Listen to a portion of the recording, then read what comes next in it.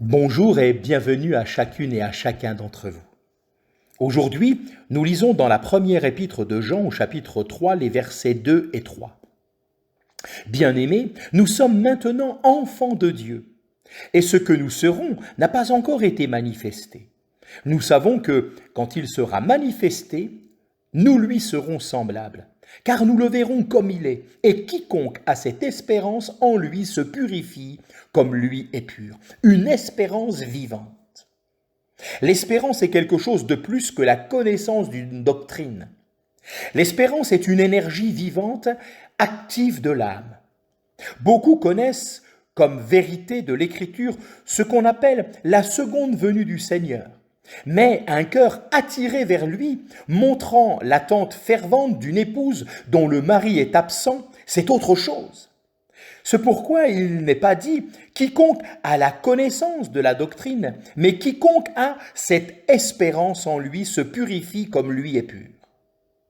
Ainsi, cette espérance a un effet profondément sanctifiant et pratique. Elle nous détache de tout ce qui est impur.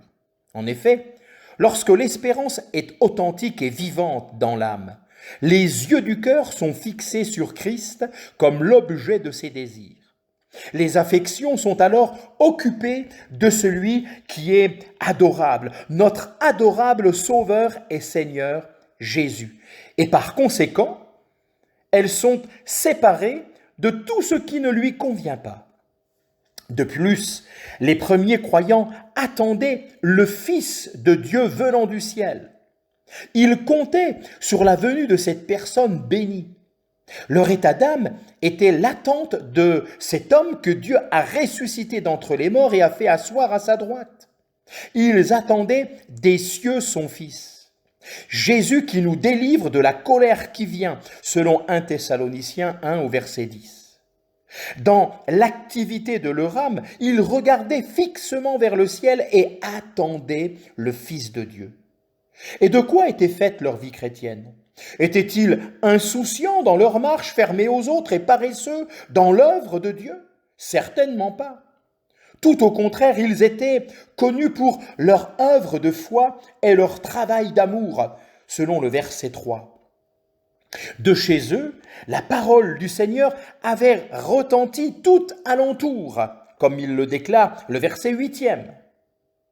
Le fait même qu'ils attendaient le Fils de Dieu du ciel les maintenait dans une telle communion avec lui qu'ils étaient fortifiés par une puissance divine pour être ainsi fervents, affectueux, dévoués et fidèles pour la cause de l'Évangile. Que Dieu soit béni. Cultivons chaque jour dans notre cœur cette espérance qui est vivante en un Dieu vivant. Que Dieu vous bénisse.